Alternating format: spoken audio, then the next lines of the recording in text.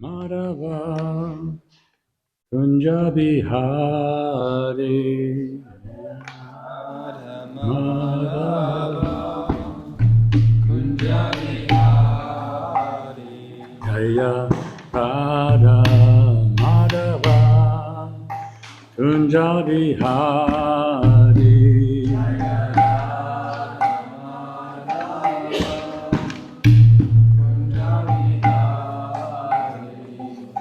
Gopi Janavallabha Girivaradhari Gopi Janavallabha Girivaradhari Gopi Janavallabha Girivaradhari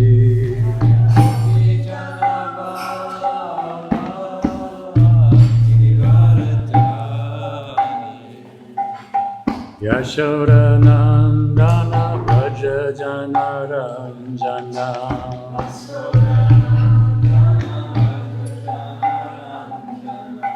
Yashoda Nandana Braja Janaranjana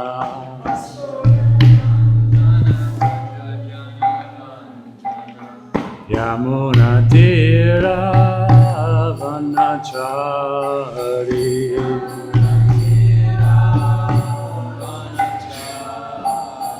Yamuna Tira Vanachari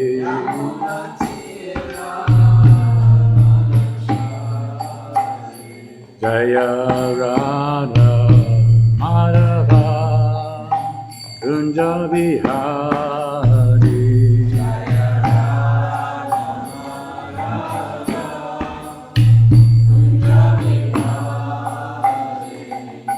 Gopi Janavallabha Girivaradhari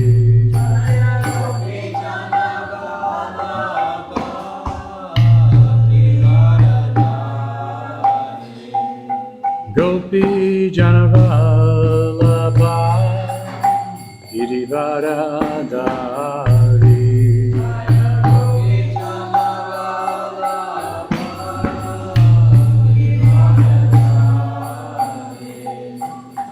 Yashoda Nandana Braja Janaranjana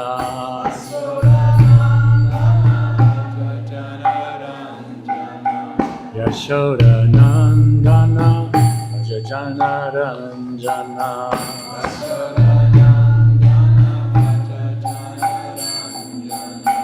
Yamuna Tira Vanachari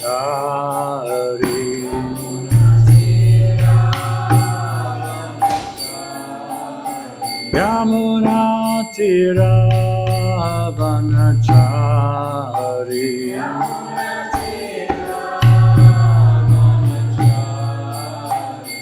Jaya Radha Madhava Kunja Bihari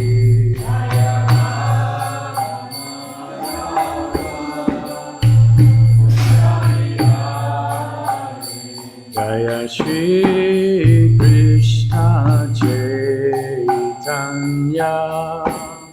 Prabhu Nityananda Shri Advaita Gadadha Shri Vasari Gaura Bhakta Vrinda Shri Krishna Chaitanya Prabhu Nityananda Shri Advaita Gadadha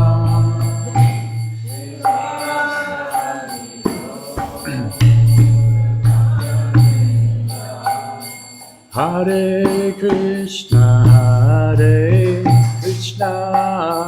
Krishna Krishna, Hare Hare, Hare Rama, Hare Rama, Rama Rama, Hare Hare, Hare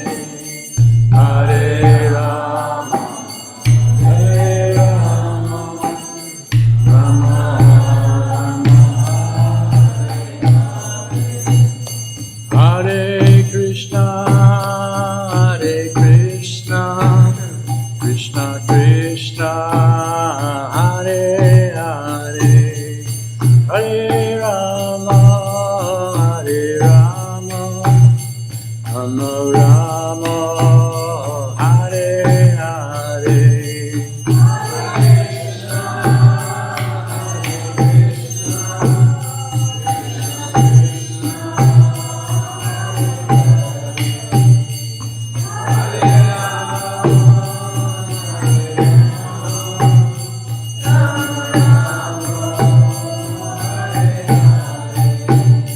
Jaya Prabhupada, Jaya Prabhupada, Jaya Prabhupada, Jaya Prabhupada.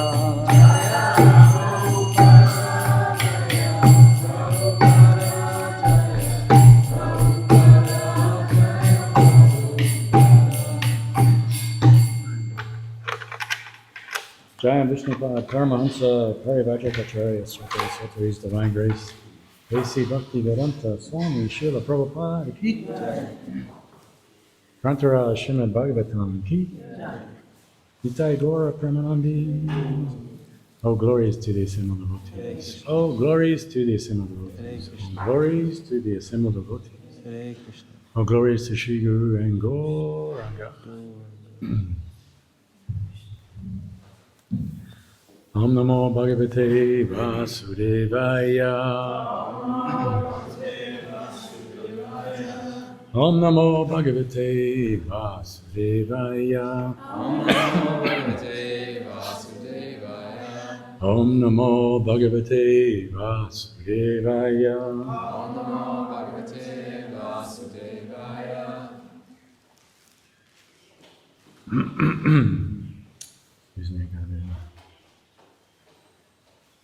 Okay, today we're reading from Canto 3, Chapter 8, Text 9. Going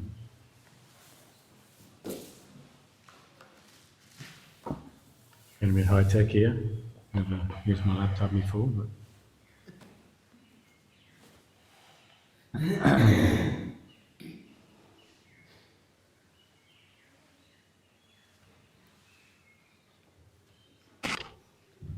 In the Sanskrit, Pravachamayam sadalayo ukto Muni palastena purana madhyam Saham tataitat katyami vatsya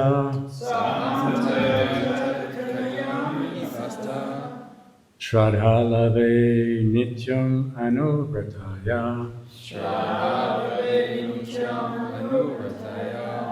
Pravachamayam sadayalo ukto Muni palastina purana madhyam Soham tataitat katyayami vatsa Shradhalave nityam anuvrataya.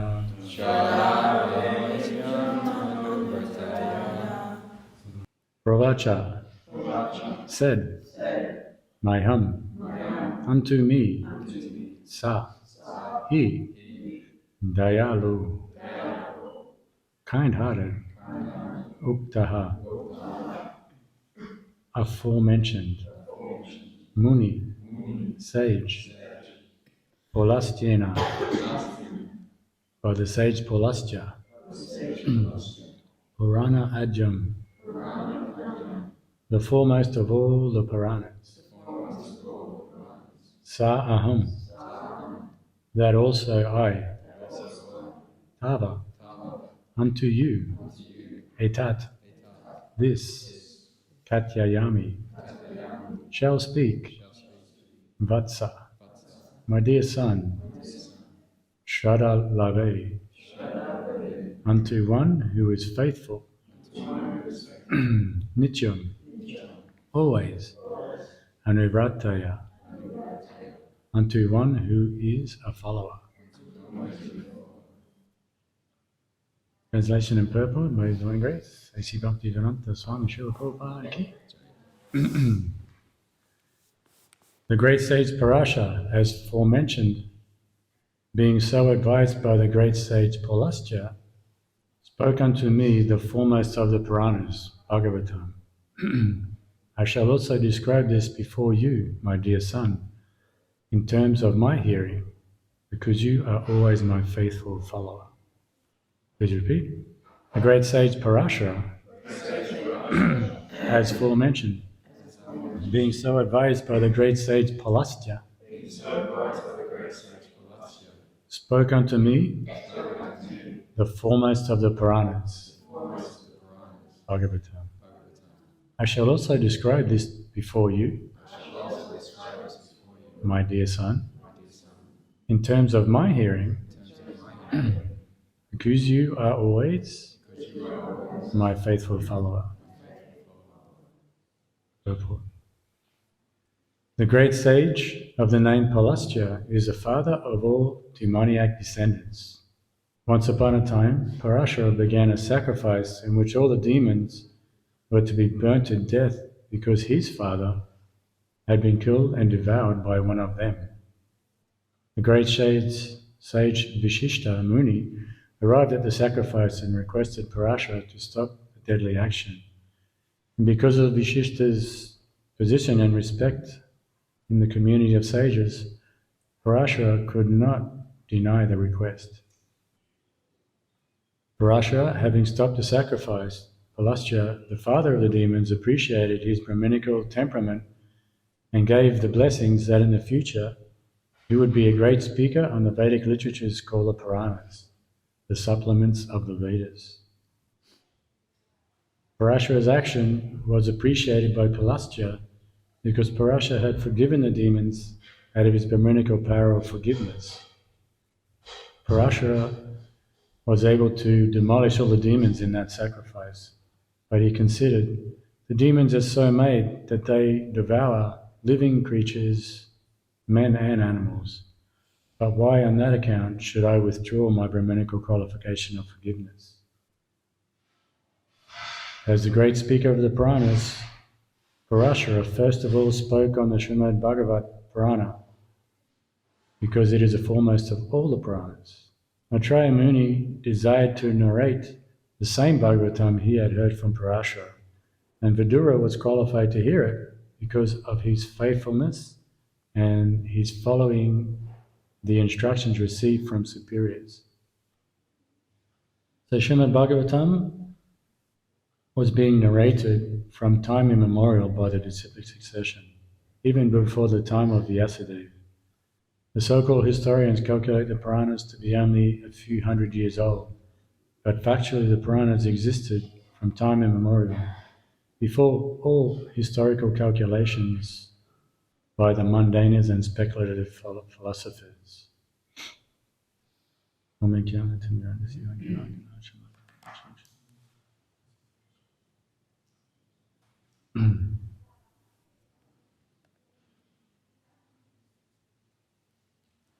So the great sage Parashara, as forementioned, being so advised by the great sage Pulastya, spoke unto me the foremost of the Puranas, the Bhagavatam. I shall also describe this before you, my dear son, in terms of my hearing, because you are always my faithful follower.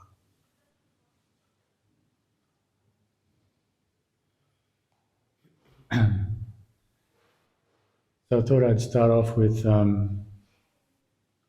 bringing a few of these personalities we hear about here to life and some of the things that Prabhupada said. The first name is Pulastya. And he says that Pulastya is the father of all the demons. So I did a little research on that. And Pulastya, he was married to a lady called Manini, and they had a son called Vishrava. Vishrava was a very scholarly person. He earned great powers through the performance of tapasya, which in turn earned him a great name and fame amongst his fellow rishis. He is best known for being the father of primary antagonists of the Ramayana. Anyone know who that is? Who's the bad guy in the Ramayana? Ravana, there we go. Vishrava grew up to become a great sage devoted to the study of the Vedas, detached from earthly pleasure. There was one of the Saptarishis, Bharadwaj in particular, was so impressed with Vishrava that he gave him his daughter, Ilavida, in marriage. Ilavida bore Vishrava a son, also called Kuvera, or the god of wealth. He was subsequently blessed with the rulership of Lanka by Brahma. So at the same time, there was this Rakshasa named Sumali, and he's seen that Vishrava was very powerful, and he thought that with the combination of his daughter, Kaikashi, then they would have some powerful sons also. So this is getting to how Pulasthya is known as the father of the demons. So Sumali sent his daughter to Vishrava, and took a little time, but finally they were married, and Kaikashi had some sons with Vishrava.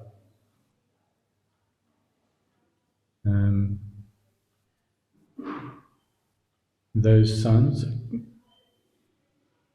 were Ravana, Kumbhakana, Shunpaka, and one virtuous Rakshasa who had the characteristics of a Brahmin, Vibhushana. So he was. So Vishrava had these two wives, Ilavida and Kaikashi, and from Ilavida, Kuvera was born.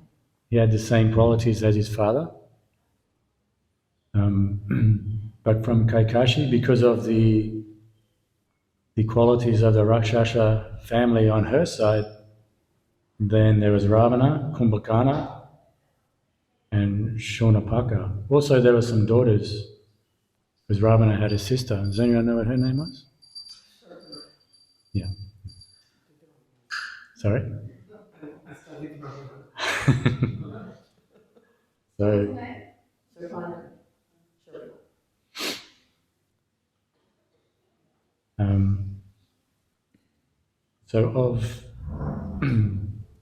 And also, does anybody know who Ravana and Kumbhakana are? You know, in the bigger scheme of things, they were also some personalities that came from Vaikuntha, Jai Vijay. So this was their second incarnation. The first ones, Hiranyasha, and then Ravana and Kumbhakana, and then in Krishna Lila,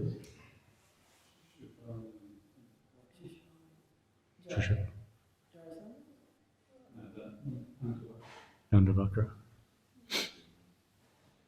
It's a little bit of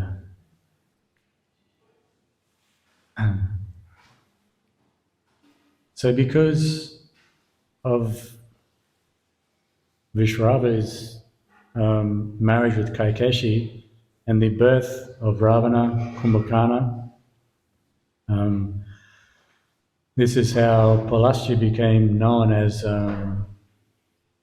the father of the demons, because his son bore these great demons, which then propagated the demons, the bad guys. Pulasthya was also one of the 10 Prajapatis and one of the mind-born sons of Brahma. He's one of the 7 great rishis, the Sapta Rishis of the first Manvantara. So in that Manvantara there is Marichi, Atri, Angira, Pulaha, Kratu, Palasya, and Vishishta.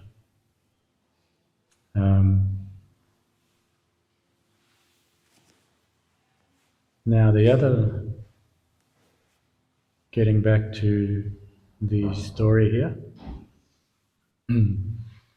So upon the time of Parasha, once upon a time Parasha began a sacrifice in which all the demons were burnt to death because his father was killed and devoured by one of them.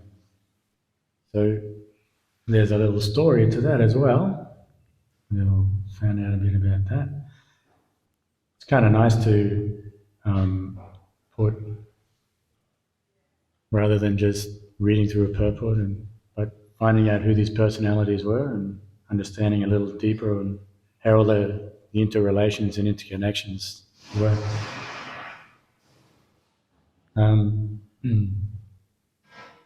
So Parashara Muni, his father was called Shakti, and Shakti's parents were Vishishta and Arundhati. But Shakti was a great Muni, and there's a legend found in the Mahabharata about Shakti Muni and how we kind of ended up being lunch for one of the Rakshasas. So this is from the Mahabharata. Once King Kalamashpada, going hunting, was killing many animals. Tired and being hungry and thirsty, he was proceeding through the forest, through the woods. On the way, Rishi Shakti Maharishi came on the same path from the opposite direction. The king ordered him to get out of the way. The Rishi addressed the king sweetly and said, "O king, this is my way." In accordance with the duty and tradition, kings should always make way for Brahmins.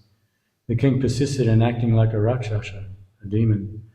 The Rishi cursed the king thus, "O worst of the worst kings, since thou hast prosecute an ascetic like a Rakshasa, thou shalt from this day become a Rakshasa, subsisting on human flesh. Henceforth, O worst of kings, thou shalt wander all over the earth, affecting human beings." So he cursed this king, which happens quite frequently with different rishis and munis. But it's a bit of a mistake on his part because Rakshasas are very powerful and they're cannibals, basically. So he got off his throne as a Rakshasa now, and he grabbed Shakti and killed him and ate him. So Parashara, after finding out how this all happened, he commenced this sacrifice to kill. He was only young. Well, he didn't do this immediately. He was still a young boy, it says, when his father was killed. But yeah, it's interesting that the great sage made a bit of a boo-boo there. Didn't realize like the guy he just cursed was going to eat him 10 minutes later. So Rasha doing a sacrifice. Now Vishishta comes along and he speaks to Parashara. Sort of. There's another interesting pastime from the Bhagavatam. I wonder if anyone can remember. It also had Rakshasas in it. There was a famous king, and his brother was killed by the Rakshasa, and then he went into battle, and he was just killing them left, right, and center. And then Lord Brahma came to him. Anybody remember who that king was? It was the Yakshas. Oh, the Yakshas. Dhruva Maharaj, that's right. So similar concept. one of their family members was killed, and then they either Parashara being a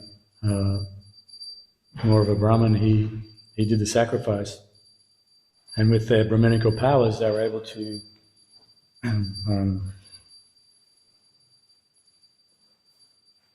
just by their Brahminical prowess and pronunciation of mantras and their intention, were able to start like killing all these Rakshasas.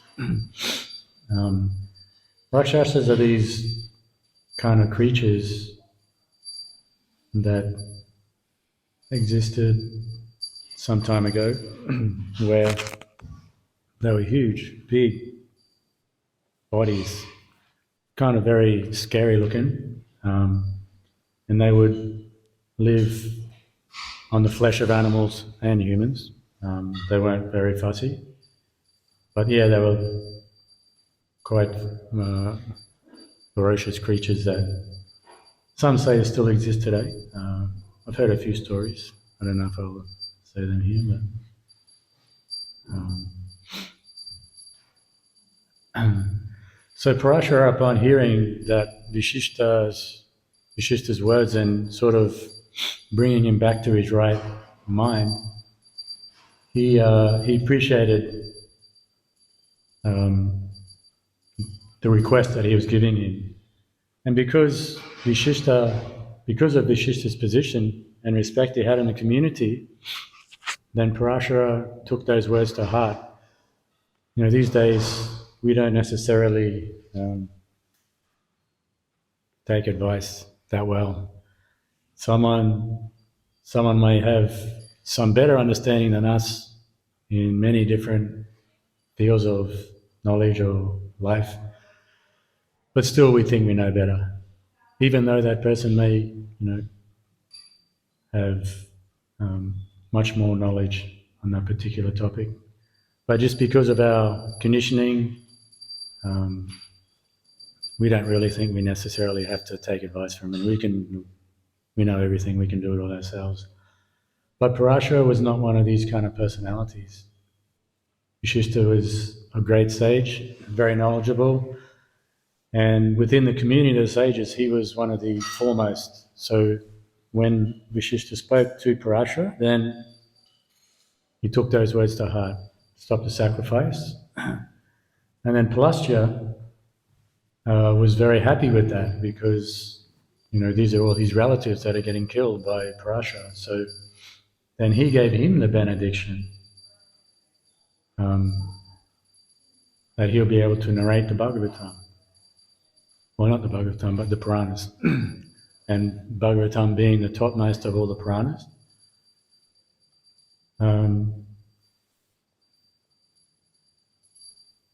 So there's another thing that we can consider here. This act of Parashara, stopping the sacrifice. He started to contemplate his actions, and as a great sage himself, he began to feel this feeling of forgiveness, which was for the Brahmanas. It's a quality that must be there for the Brahmanas. In all classes of the Varnashram, forgiveness is there, but definitely the Brahmanas, it's one of the foremost qualities that they have. So he was willing to forgive these Rakshasas, for even though he understands that they travel the world creating havoc, and they killed his own father, still he understood the position. In the Bhagavad Gita, in one purport, Prabhupada is mentioning, I think it's the great sages by virtue see a learned brahmana, a cow, a dog or a dog eater, the same vision. But in the purport, Prabhupada said that they see the soul within all living beings, and they see the covering as just a manifestation of their previous activities. So the body that is presented before us with our vision, great sages, they see that just as a covering that has been given to them because of their previous works. And they try to not identify with that too much. They're looking for the soul. And the soul is always, is always full of joy, ananda, bliss, knowledge, and is eternally existing. What else we got here?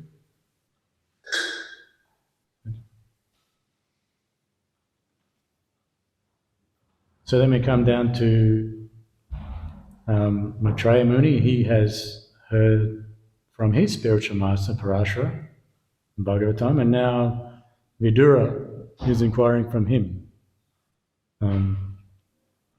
So you see there's this, as at the end of the purport, Prabhupada says that the Puranas and the Bhagavatam especially have been recited and spoken and heard since time immemorial. In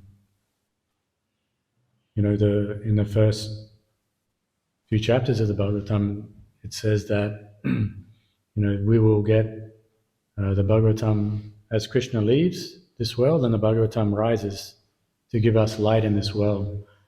And so, with that kind of analogy, we can see that when the need is there, then the Bhagavatam arises again to give us light in those darker times.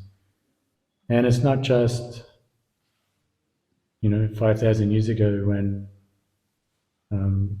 Vyasadeva put the Bhagavatam into book form, but this is an oral tradition that has gone back millions of years actually.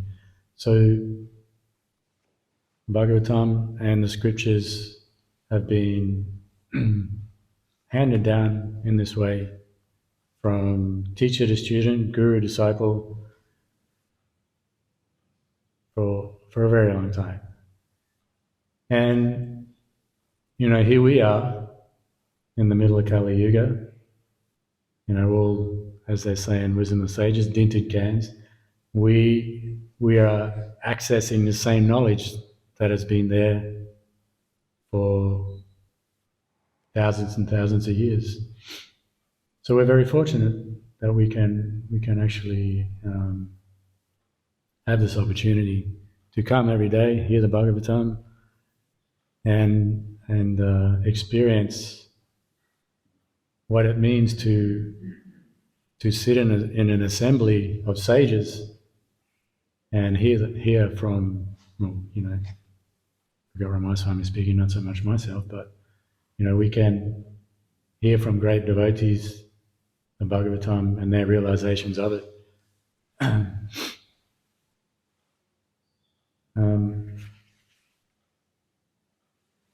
There was one other thing that I seen.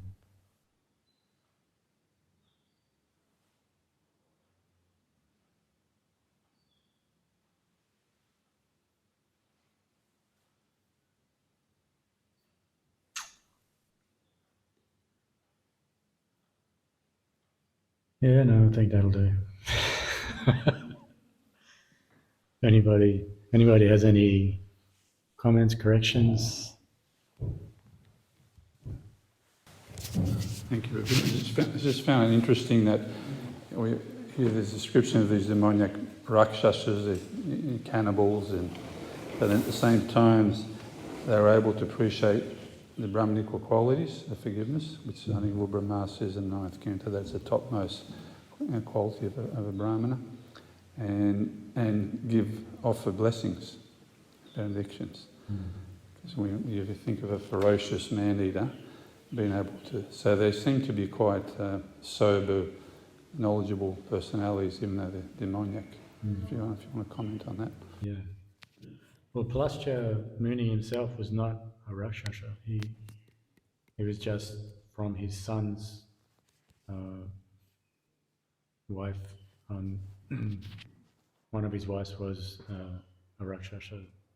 came from a Rakshasa family, so that's how he became known as in that sort of lineage. But he himself was one of the 10 Prajapatis and also one of the Saptarishis.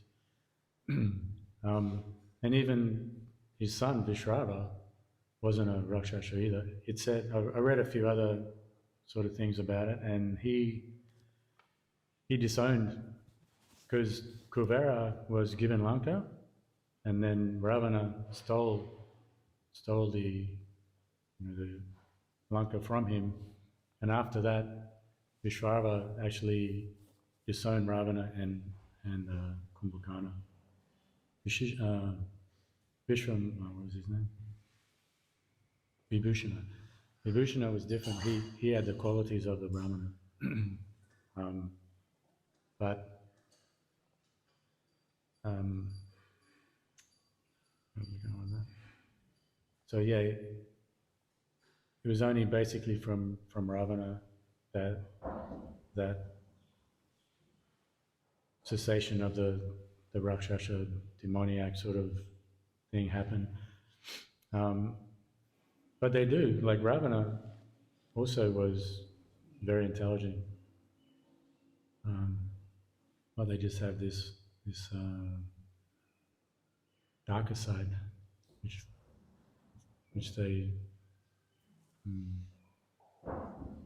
seems to be what is more prominent. But then at certain occasions, like Kamsa also, when one of his relatives passed away, like he was speaking straight up Bhagavad Gita to his family. So they know, they're very intelligent, but the thing is that they have a real animosity to Lord Vishnu, and that's the biggest problem that they have.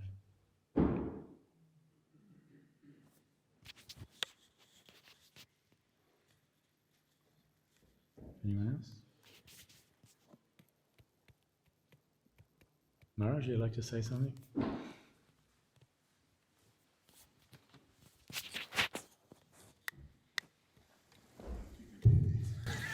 Outside the glass. I was just going to add that the Rakshas, they would have formal education.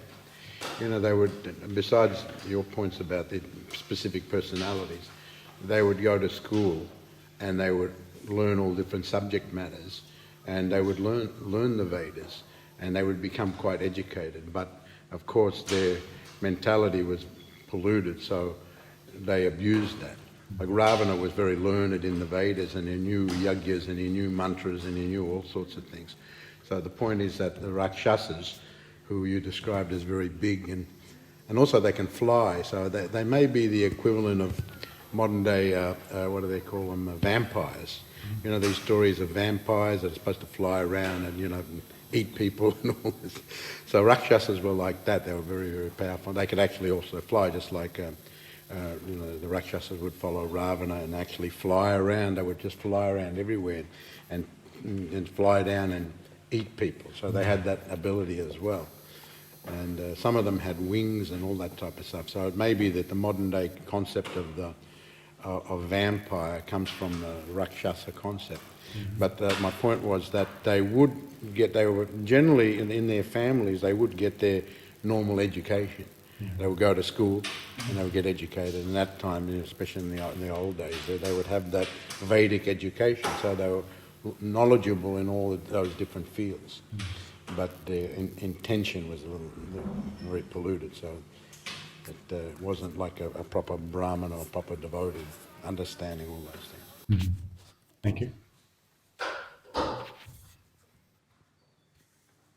And they can change their form also. Putana was like that. Okay, thank you very much. Srimad Bhagavatam ki jai.